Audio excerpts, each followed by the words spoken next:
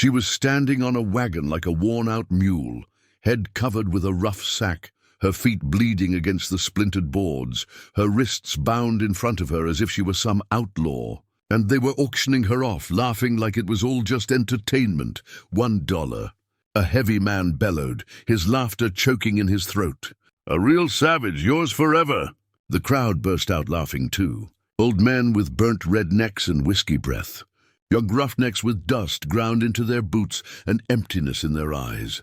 Ethan Crowley stood near the edge of that mob, his chest pounding like a war drum. He'd seen horror before, back in the mud of Antietam, staring into the eyes of boys as they bled out. But this was darker. This was cruelty staged for a crowd. He should have turned and walked away. That's what men like him usually did. Keep their head low, let the world rot. But then the girl faltered once, knees buckling under the weight of shame. And that was it. $1, Ethan said, calm, steady, quiet. The whole place went silent as if someone had struck them all at once. The trader smirked, spat, and shouted, "Sold to the lonely farmer." His mockery carried through the air. Ethan climbed onto that wagon, cut her ropes, lifted the sack. He thought he'd find a broken soul, a hollow creature. Instead, what stared back at him was defiance. Eyes like burning coals, shoulders squared. Not broken, not afraid. That look would haunt him forever. He didn't know her name, her past, nothing at all. But he knew in the moment he cut that rope, he had taken on more than a woman. He had taken on a battle he wasn't ready for. On the way home, Ethan said nothing. Not because he wanted to seem mysterious, but because he simply didn't know how to speak anymore. 7 years he had lived alone, ever since his wife Clara had passed. Silence had become his companion. Some days he even welcomed it. But now he wasn't alone, and not just with anyone. This woman hadn't uttered a single word since he freed her. She hadn't wept, hadn't thanked him, hadn't looked frightened. She simply walked barefoot behind his horse as if pain meant nothing. By the time they reached his ranch, the sun hung low and red. The place looked smaller than usual, almost ashamed of itself. Ethan felt that same shame deep inside. He pointed to the small barn. "You can stay there. There's water and cotton." She gave no sign she had heard him. That night he lay awake, staring at the ceiling. The silence was no longer the same. It had weight, now a presence. The next morning he set bread and coffee on the porch. He didn't see her take it, but by noon the plate was empty. For 3 days, not a word passed between them. Yet slowly things began to shift. One morning he found the gate latch fixed better than he had ever managed. Another day, a torn shirt of his was sewn neat like something out of a store. He started speaking, not to her but aloud, about the weather, the cows, the ache in his knee. No answers came, but he felt she listened. Then the storm rolled in. Black clouds rushed across the sky, the wind howling like a train. Ethan sprinted to the barn to gather the cattle, and saw her standing in the doorway, eyes fixed on the sky like it was an old enemy. "Get inside," he yelled. She didn't move. Not until a flash of lightning cracked close enough to shake the ground. Ethan rushed back, grabbed her arm, pulled her into the cabin and slammed the door. Both of them soaked, hearts pounding. For the first time he saw fear flicker in her eyes. The storm hadn't scared him, but that look did. Because for the first time she wasn't just surviving. She was human. After that night something changed. Not through words or vows, but through presence. Every morning he left coffee and cornbread on the porch. By midday it was gone. Soon she began sitting on the steps, not close, but no longer hiding. One morning he found an old saddle he had misplaced weeks before, set neatly on the porch rail. Next to it in the dirt, a small flower drawn softly.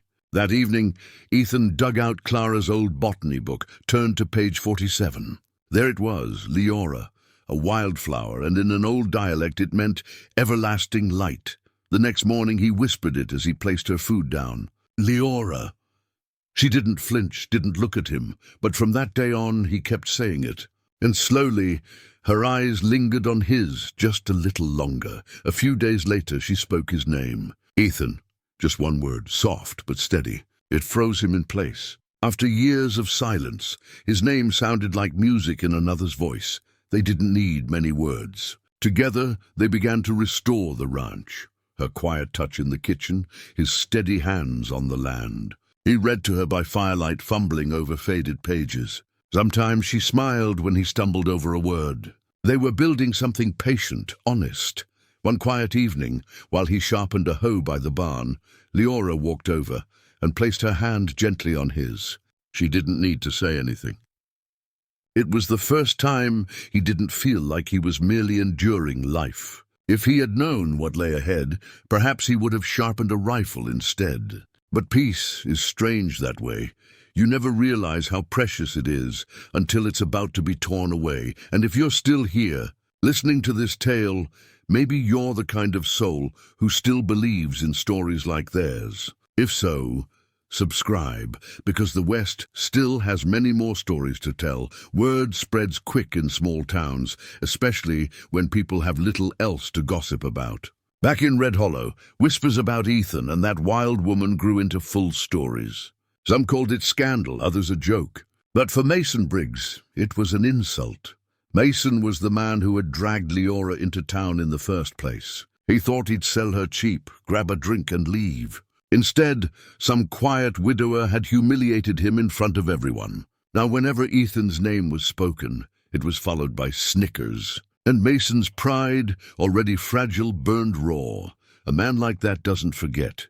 He waits. He simmers until ready to spill blood.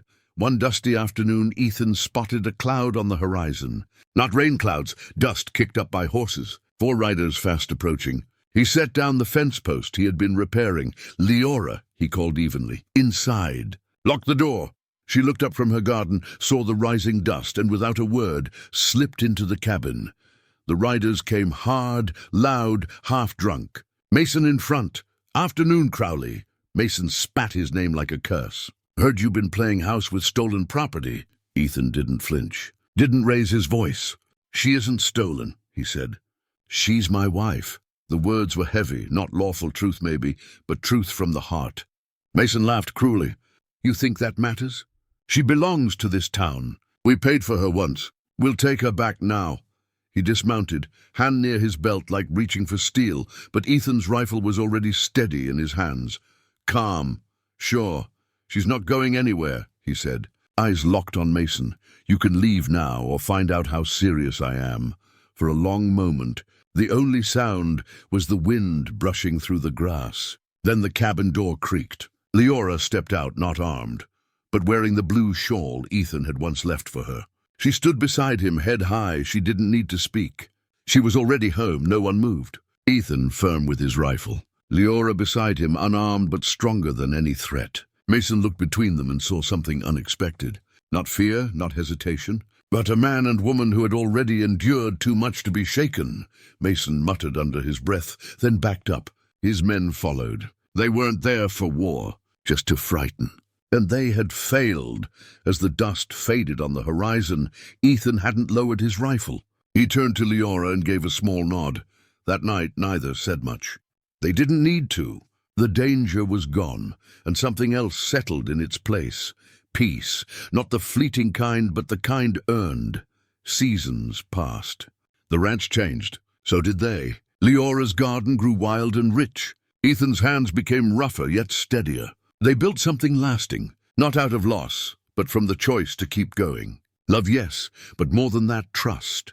And that, my friend, is what the West truly was. Not just gunfights or saloons, not the gold or the cattle, but the grit to remain, to rebuild when everything burns, to love again, even when it terrifies you. Maybe you're hearing this and thinking of your own battles. Maybe you've lost someone. Maybe you've had your own Mason Briggs crossing your path. Let me ask, what did you stand for when the world pressed hard against you? What kept you from giving up? And most of all, who stood beside you? If this tale stirred something in you, reminded you of someone, or made you reflect on your own long road, hit that like button. And if you want more stories that make you feel, think, maybe even remember, then subscribe. Because out here in the dust and the wind of the frontier, every so often someone finds their way home, and when they do, you'll want to hear about it.